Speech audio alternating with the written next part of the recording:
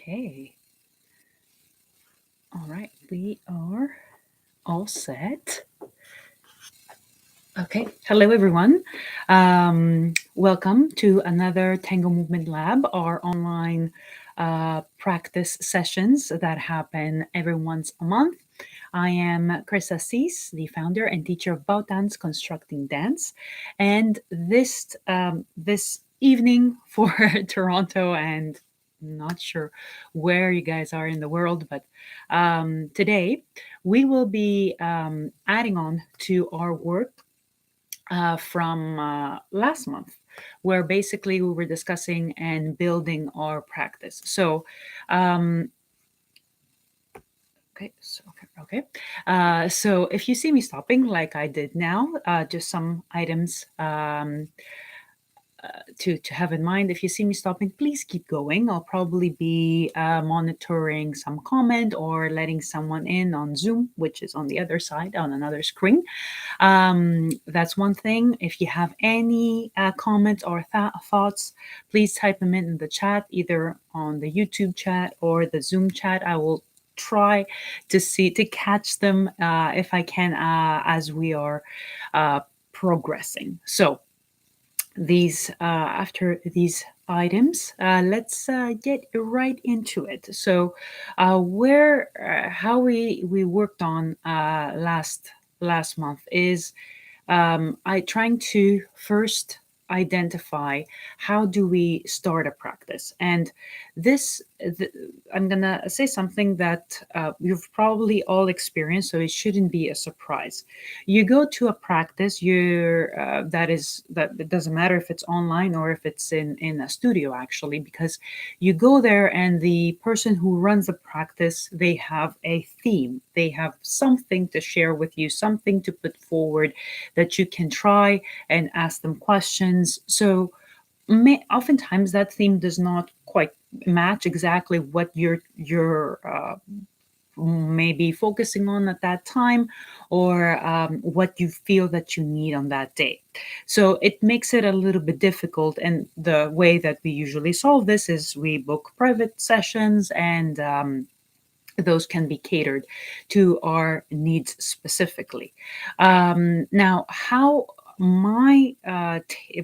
my approach today is unfortunately going to be the same, but what I want to do is give you little tips on how to make the most out of any practice session, and possibly to some extent out of every class, because this can be something that may happen to you in a class setting as well. It might not match exactly what you are looking for, especially as we are progressing and we're not beginners anymore. So we might be looking for something different at that time.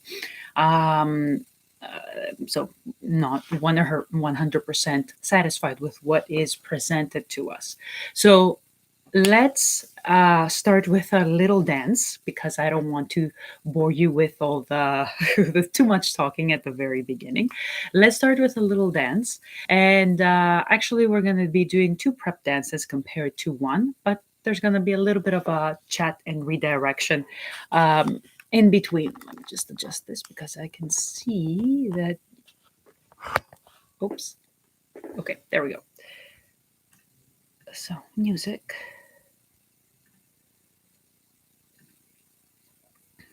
Hmm. Here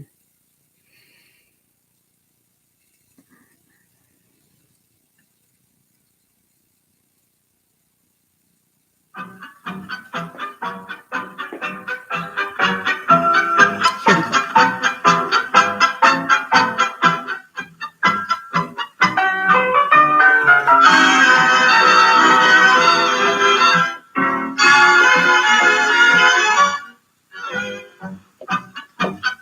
go.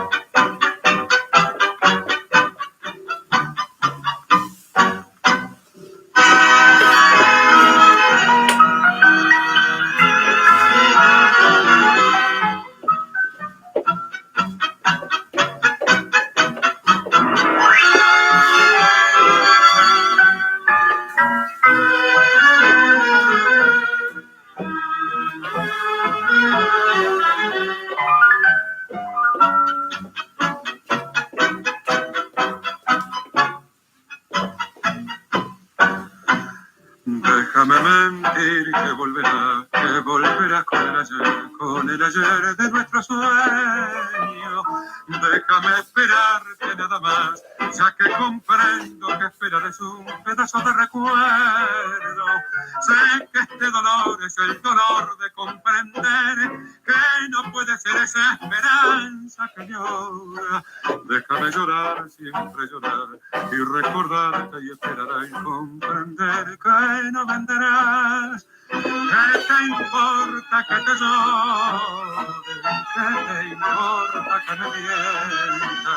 Si ha quedado roto mi castillo del ayer, déjame hacer un dios con su piedad. ¿Qué te importa lo que sufro? ¿Qué te importa lo que lloro? Si no puede ser aquel ayer de la ilusión, déjame así, llorando nuestro amor.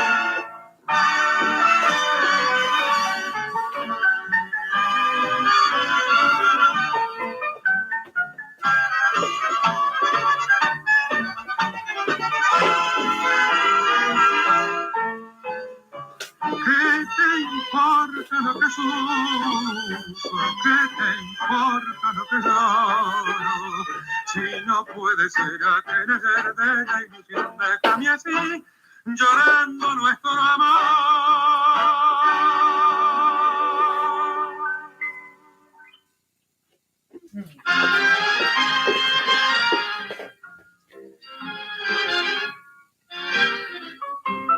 Okay, so like we were saying last time, sorry. There we go. So, like we were saying last time, we we want with the prep dance to start identifying how we're feeling for the day, and maybe set up a certain goal or redefine our goal, and try to see what we need from our practice at that moment. So, use this dance not so much to um, not so much to practice. It's not a practice dance just yet. It is the dance of that will get you into the mood and that will help you identify what is it that you need from this particular practice session. So maybe you notice that there are some, I don't know, some tension. Maybe let me give you an example. I noticed that I have a little bit of tension, especially on the left side of my neck. So I could feel that the shoulder is starting to come up. So that is something you make a mental note out of. And this is why I wanted to take a little break in between. This strategy you can use in a class which is already themed, or in a practice which is already themed. So it's not your own practice, it's someone else running it, like this one. So you start with a dance, or you start with the exercise that the teacher is giving you, and you start working your way through it, and you're using it as a way to identify how things are feeling, what you might need in terms to make it more comfortable for yourself. Is it comfortable? First of all, that would be a good question. And then you start asking the different questions like, can I make it more with a better flow? Am I lacking connection with my partner? Does it feel too mechanical? You start identifying things that can help you with whatever else it is that you're working on. So let me give you a quick example, and then we're gonna go and dance again. So for example, let's say that I'm mostly interested in working on my pivots, my ochos, and I go to this to a practice session, and the theme is some sequence, you know. That's the instructor has come up with a sequence, and they offer it to the group for practice. Any part of that sequence can help me if I focus on it, if I put that ocho lens, right, can help me better my pivots, because it can become the medium of me identifying what may be the problem um, that I'm having trouble with. So can it be postural? Can it be can it be alignment? Can it be how I'm getting into an ocho? It can be all a huge list of things. I can use the sequence that might have pivots in it or not. I can use the sequence to see and play with those elements. Is it my weight placement? That can affect your ochos, for example. So if you start this way, you can make better use of your time in a class or a practice. And the most important thing is that you can then take more back and use there you have now more tools for your own personal tango growth. So with this in mind, I'm going to suggest we go for another dance. Don't do anything. Fanciness is not the important thing here. Just try to start picking cues from your body, listening to things that might be feeling uncomfortable, things that might be feeling comfortable, uh, you know, and then try to see different options, different opportunities if they arise. So let's go. What's this? Okay, yeah, we can go with this one.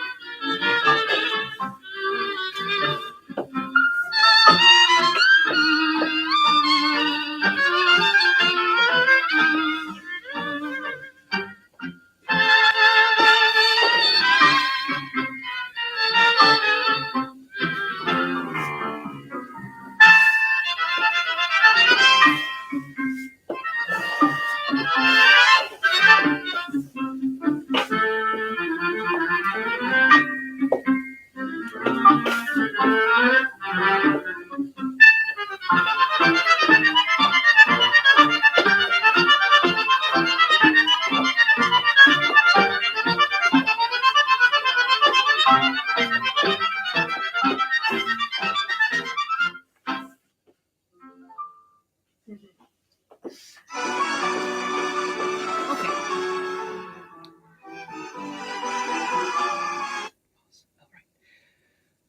Okay, so we're back.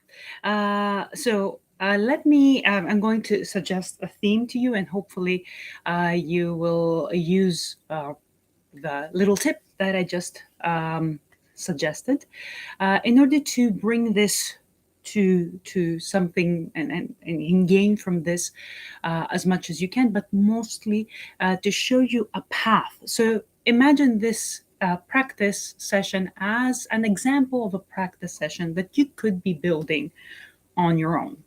Basically, that's the idea behind this. So there are a couple of things that I've identified that I would like to work on. I've noticed that a little bit of a stress in the upper body. The establishing itself through the rising of the shoulders, and then there were moments where I wanted to find room for my pivot. So let's play with those two elements, and let's start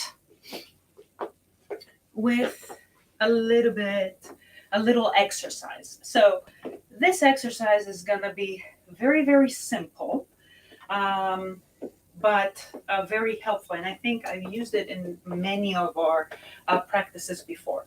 So let's first find, actually, let me turn this way. Yes. Let's first find the position for the torso.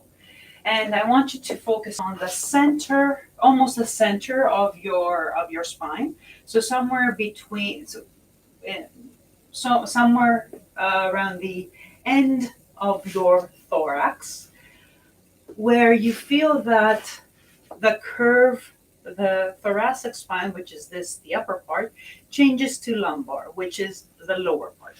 So somewhere there, and you can place even two hands if you like. You can find your ribs, and you'll know that you're in the right spot. If you find the edge of your rib cage, and you follow it, find the edge of your rib cage, and you follow it back and up. So we're there, and let's stay this way. And I want you to, from wherever you are, find your position and curve and arch. And you'll notice that the curve is much greater than the arch. And now we're not focusing on the whole spine. We're just focusing on that part. And so we're just focusing on the thoracic spine curving and coming up. Or better said, that nexus point between the thoracic spine and the lumbar. So what else do we notice when we do this? There is a moment that if we keep going, we would need to allow for the rest of the spine to go. This is the end of our range. And maybe, depending on where you are, maybe you're already very close to it. So if this is where you're starting from, I want you to see if there is any further that you can go into flexion. Reach that edge, and then slowly start going, unfolding, and see how far into extension you can go. And if you leave your mouth open, you'll notice that you're breathing. There's air coming in and out, and that's because we are compressing and decompressing the lungs. So this is important also for your breathing pattern. If you manage to find what we are looking for this one, the 0-0 position. So we've done this, I think, last time we were doing it with the hips, with the pelvis. This time we're doing it with the thorax. And now as you keep going, and hopefully you found those two edges, I want you to focus on the path from one end to the other end. And this time, knowing where your edge is, your end of range, I want you to avoid kissing it.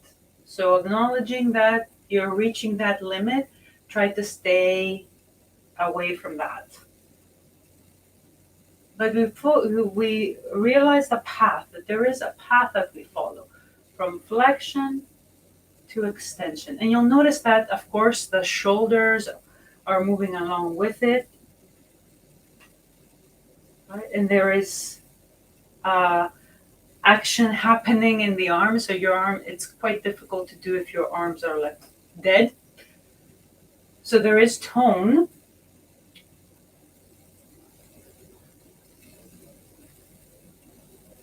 Good. And then now focus in the middle. So if this is the extension end, middle, flexion, middle, extension, middle, flexion, middle, extension. So I'm following the same path, but I am acknowledging the middle, where I'm not committing to extension yet, and I'm not committing to flexion.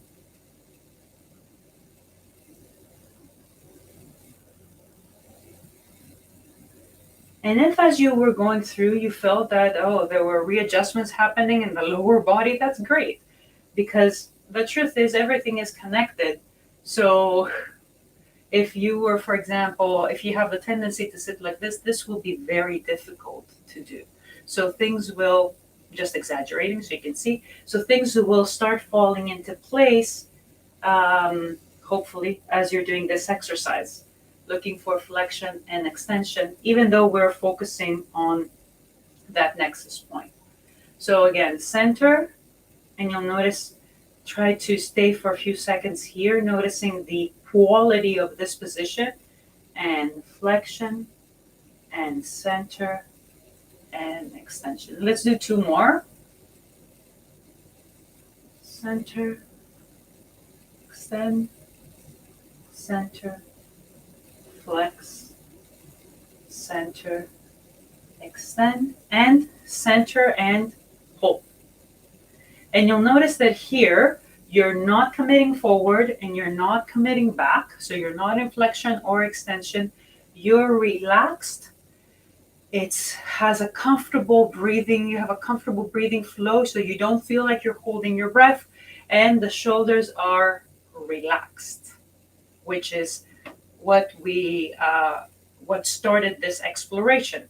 So now, after finding this, we're going to put another song on, and I want you to start from here. Anytime you need to come back to this exercise, pause and find it again. And we're going to be taking forward steps, pausing, noticing if this is happening, with where the shoulders are tensing up and they're pulling upward. If they do, find your position again, do a little bit of these waves, and then, or back step, pause, side steps, pause, and you play with it. So you take a step, and you pause, you take a step, and you pause. Here we go. Assessing the situation. Let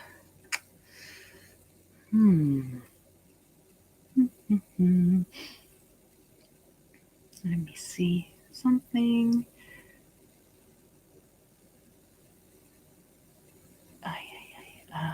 Okay, I got it, I think.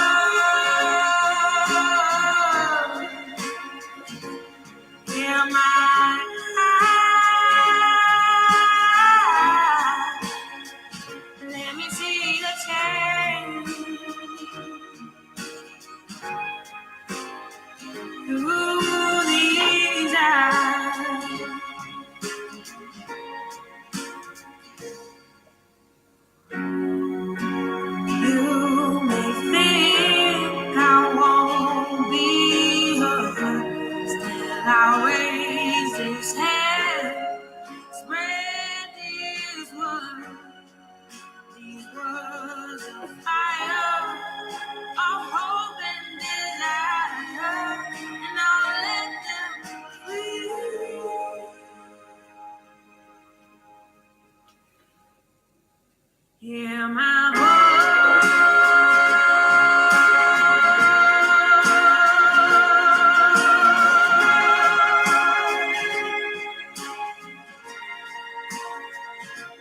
Hear my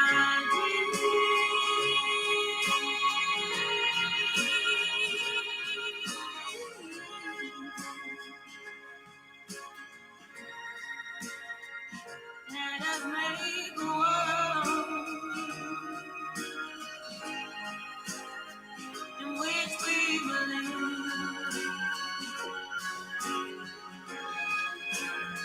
in which we believe.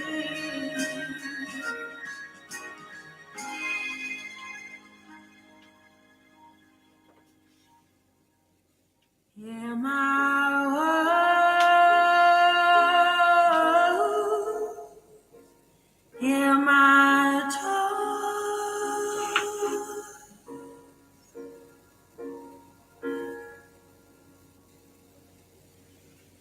hear my voice.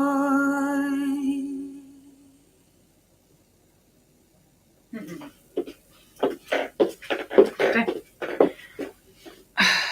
Pause. Okay, so this is another good example to just take a moment and see. So, say this was your in-person class. This was the exercise. You didn't feel like this was, this is what you needed at this moment. You can, though, use this by capturing. That's the other thing. Um, by capturing feedback from your body. Maybe you were not, let's say, in a very possible scenario, you don't have a set thing, you don't know where to start from. So you're really not sure what exactly it is that you need. So you go to a class and you go to a practice and you try to pick up from the what your instructor is giving you. Um, which is great, of course. But the extra layer that you can add to this is what feedback does my body give me? And then build off from that. So, this is a very simple exercise. Someone might think, that was like a little bit too simple for me. But then you can use, especially exercises like this, you can use them to dive a little bit deeper into how things are actually feeling, and what you might be looking for. So let's add to that. So for me, when doing this exercise, I noticed that there were some glitchy points. So to be specific, here I was like, yeah, okay, I feel good. I feel ready. I'm ready to go. But my my weight is on 2 feet, which is most likely how we start when we're dancing. We're starting on 2 feet. And so there was this sticky point of how do I go from here to here without this tension building? And maybe you have worked and practiced on toning down that discomfort dial. But I want you to rearrange that dial. So any little bit of discomfort, I want to invite you to explore a better way of doing things, because that's basically what a practice is about. So for me, I found that just going from side to side increased that tension. So if I can exaggerate, I would find this position and be comfortable and ready to go. But then when I would shift over, things would tighten up and I would feel very much restricted in my movement. So, and we've worked on this before. Imagine I'm going back to these are basics. So they're very important and helpful in all aspects on and off the dance floor. Imagine this bowl that is your pelvis balancing over this kind of connection that is your hip joint. So we want to allow for the surfaces to glide over. So there's going to be a little bit of a lift of the free side, and the upper body is going side bending and rotating towards it, towards the free leg. So as you're going through and doing this exercise, I want you to flush through this movement. Try to turn that dial of discomfort up. So any tiny bit of discomfort, I want you to flush it through and find how your body needs to realign, and how your weight needs to be repositioned for this weight transfer to feel secure, and for you to feel over one foot like you are relaxed, not letting go, relaxed, but ready to move. So flush through this, going in either direction, going forward, going back, or going to the side. And then the second point of a glitch was extending the leg either to the front, because this is not something that we usually do. Like, we don't go up and go. Usually we just swing the leg through and we go. So we have to find a way of how to manage the time of the extension followed by the step, and also the weight, how the weight is transferring over the foot that we're standing on. So if you hold too far back, then there's going to be tension building up here because you're falling backwards. If you go too far forward, you're going to feel that your toes are really working very hard, and your upper body is tensing up, limiting your movement. So you want to find that middle ground where, again, you feel relaxed, but you feel ready to move, and you feel in control without limiting your movement. So that would be the other flushing point, the extensions. And if you're here, this is a combination of both, the two flush exercises. If you're here and you try to keep everything square, you're immediately going to feel tightening of the whole upper body. And this limits, first of all, your breathing. And second of all, it limits your movement, because past a certain point, you cannot extend. So you would have to carry that foot back, basically, with the other one. So it creates a lot of tension. So again, similar to this, when you're extending back, you want to see how your body needs to adjust for that extension to happen.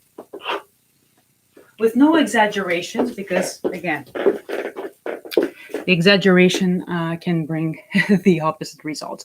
Maybe you want to go through these extensions multiple times before you step. Go for it. Absolutely. So this is what we mean with flushing through the movement. So flushing through, going from 2 feet to 1 foot balance, that would be the first level up, and then flushing through extensions. So you extend multiple times until you find the proper alignment, the proper timing, and the proper weight transfer over the standing foot, how your weight is traveling until you're ready to take that step. So let's put a song on. Let's keep the same because it's very calming and not particularly tangoy. Oops.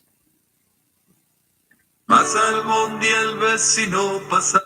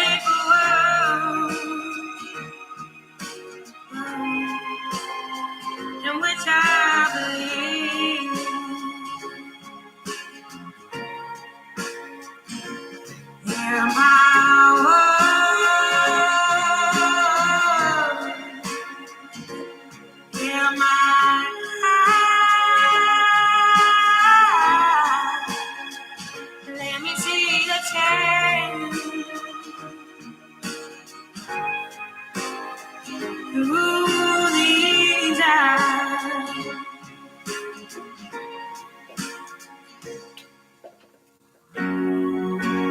You may think I won't be hurt, still I'll raise this hand, spread these words of fire, of hope and desire, and I'll let them free.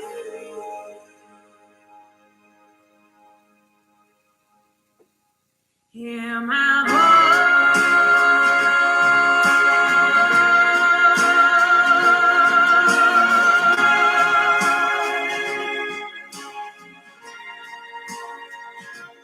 Hear my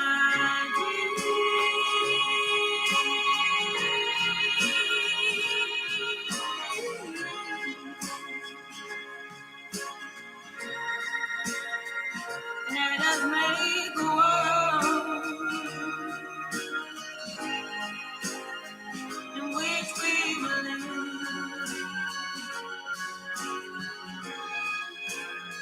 in which we believe.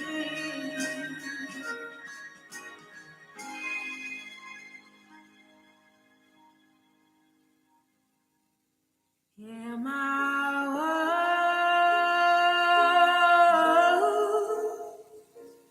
hear my tone,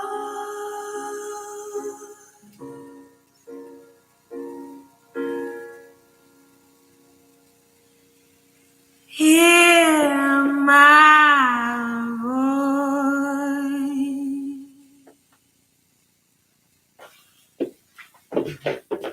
All right. Let's hit pause and pause. Okay, there we go. All right. So, and as you're going, so this is another thing. As you're going with a set exercise, and possibly by this time, like I've done, your teacher would be telling you, well, focus on this, focus on that, look at this, look at that. Other things may be coming up. Try, I know sometimes it gets overwhelming and it might not be easy, but try, if you can, to pick up on those cues as well. So regardless of what you're working on, your body might be giving you little feedback. It's good to capture those if you can, if it doesn't feel like it's getting exhausting, basically. So let me give you an example. I started noticing that I was building, especially when I was going into a forward step, a little bit of tension in my neck, a little bit coming a little bit from this. So the first thing is A, notice. B, does it happen? When does it happen? Does it happen in all steps? Does it happen mostly in a forward, back, or side step? Does it happen when during the step does it happen? At the end, at the beginning, in the middle? What's going on? So it might be it might take you down a completely different practice, but it is worth noting. Maybe you can't address it at that moment because, say, you're in a practice like we are now, but it is worth noting it, because then you can work on it on your own, basically, or ask your teacher about it. So let's continue. And we said that there were two things, because I see the clock is ticking. There were two things that were that I captured during my first two dances. One was this stressing, which we play with it.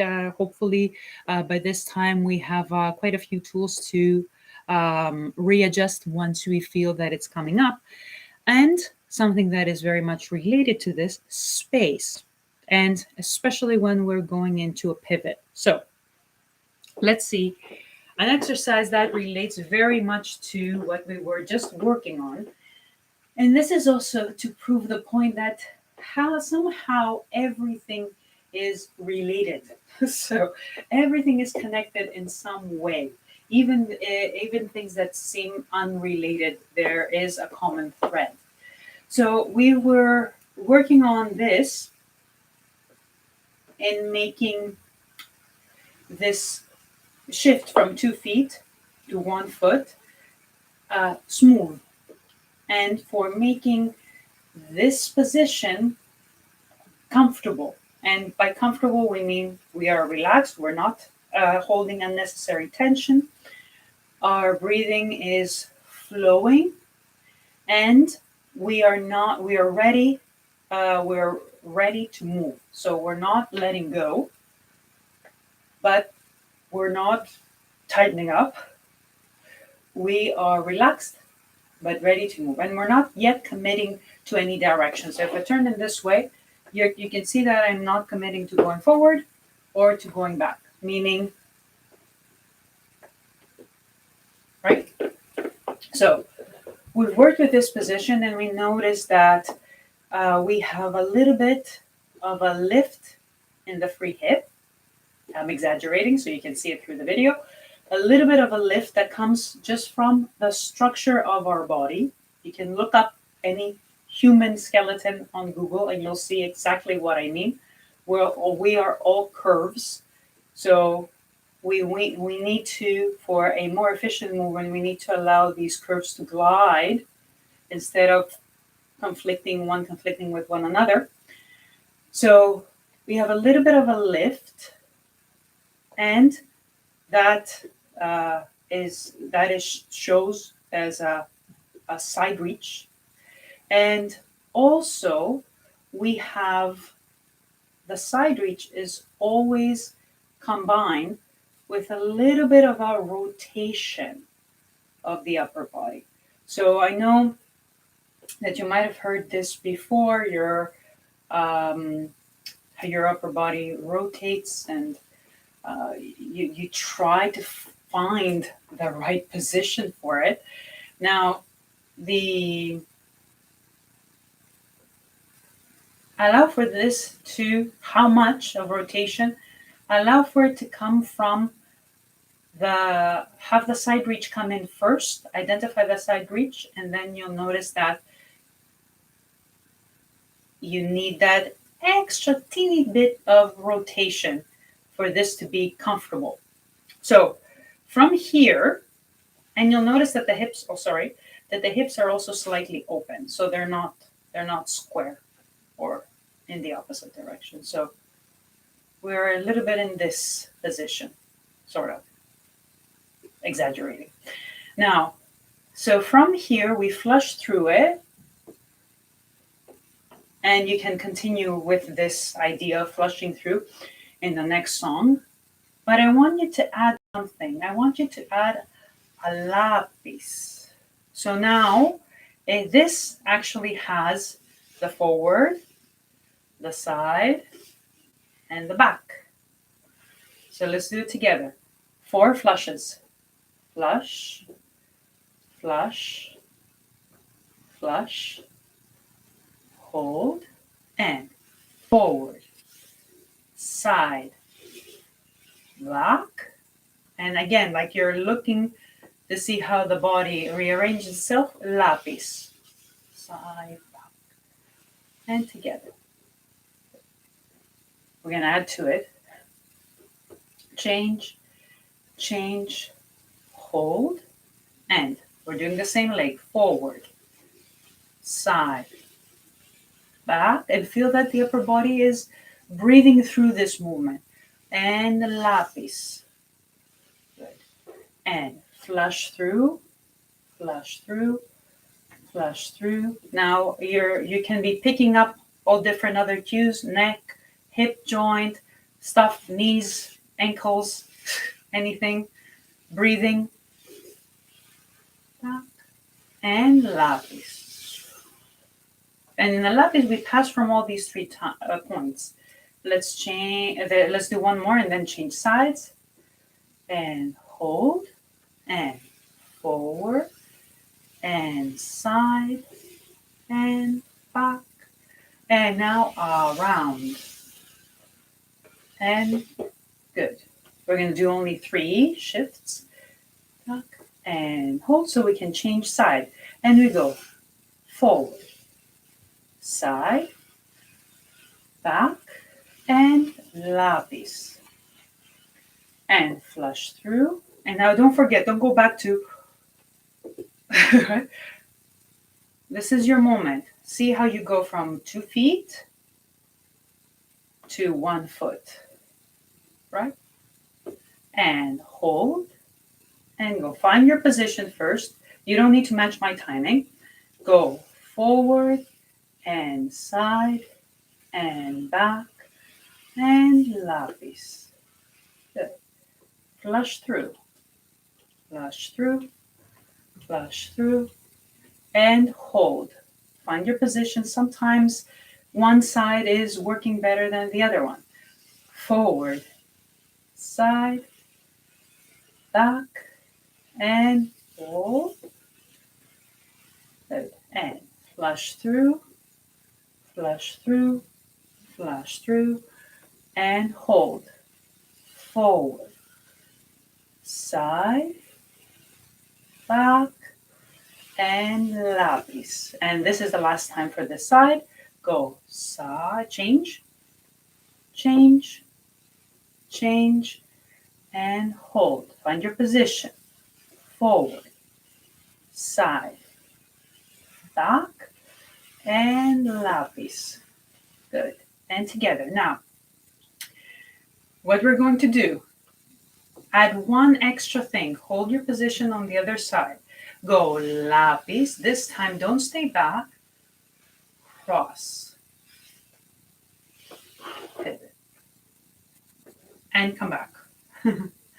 Now we're going to do the other side. So we're going to be going left, right, and flush through, flush through, flush through, and hold. Lapis right away. Lapis. You're here in the back, and you're going to keep going.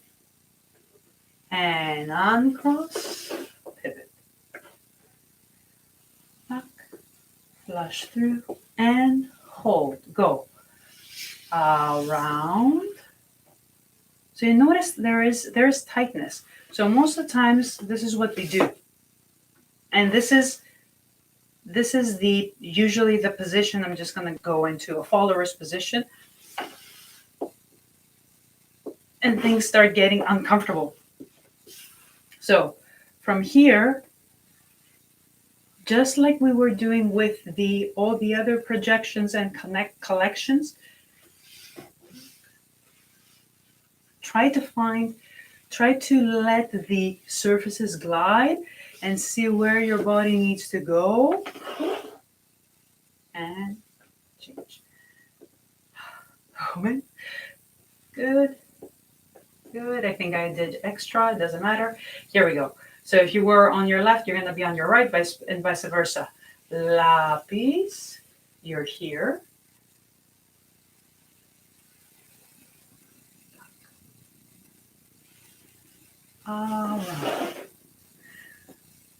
Change sides, change sides, change sides, and lapis.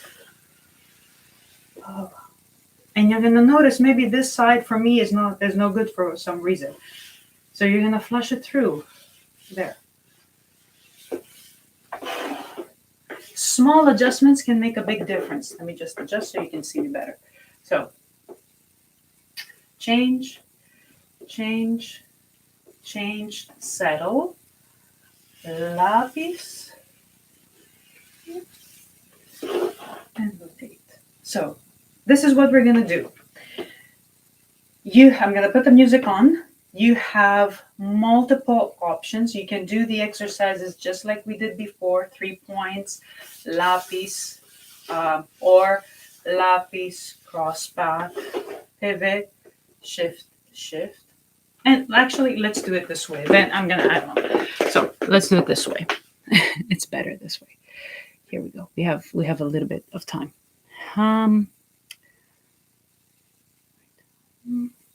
Does this?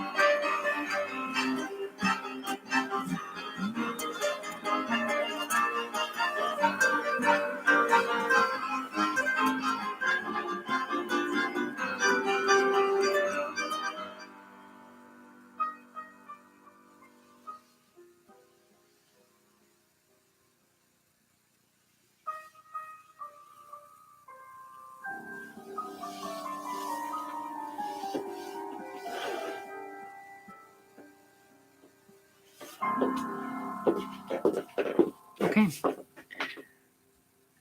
Pause. And as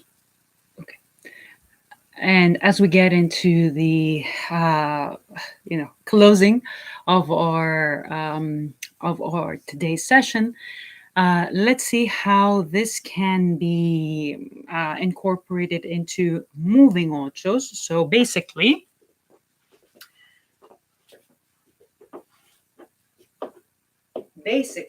what I would like to invite you to do is, and we can do it together, if we have, you can go around and step. If you need to take a moment to flush through this position, good indication that something is going on is tightness in the standing hip. So if you feel tightness, as we said, dial that discomfort up. If you feel any tightness, flush through, and then lapis, cross, step. Now, let me go back. Whenever you feel that you want to, instead of lapis, cross, and step forward, you cross and you do a pivot and you step forward in this direction. Now, this is very similar to this, only now you've added rotation. And this is where things can get difficult. So add the rotation and see, depending on how much you need, how big your ocho is going to be, how much of a side reach would you need for it. So you're not going to end up, let me turn this way, you're not going to end up like this. When you feel that you cannot breathe easily and that you are limiting your movement, you have the option either to break things down, shake things up, and find opportunities for more movement, Or you can style it up.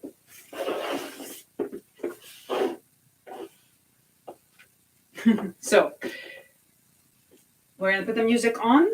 It's going to be our last dance. If you can, incorporate this. Talk, step, or talk, talk, pivot. Here we go.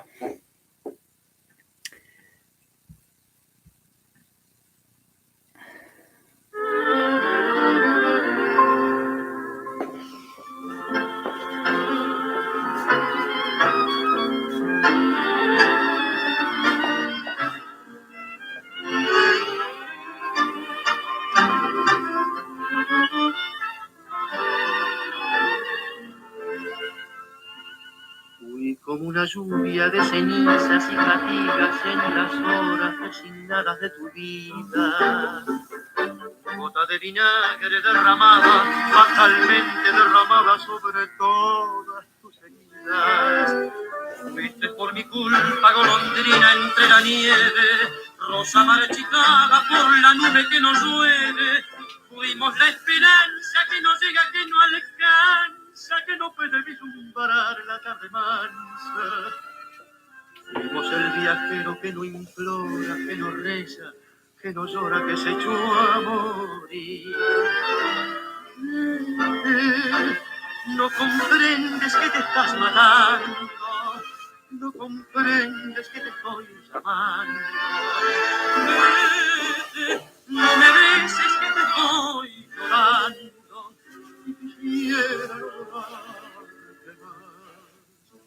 No ves, es mejor que mi dolor quede tirado con tu amor, liberado de mi amor. No comprendes que te estoy salvando, no comprendes que te estás matando. No me sigas, ni me llames, ni me beses, ni me llores, ni me quieras más.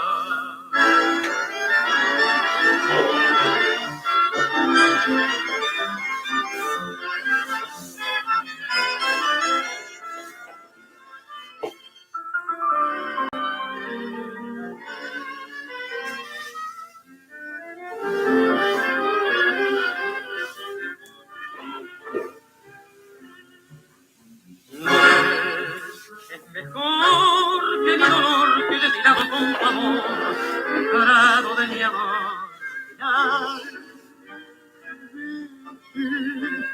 No comprendes que te estoy salvando, tú no comprendes que te estoy amando. No me sigas, ni me llames, ni me beses, ni me llores, ni me quieras más.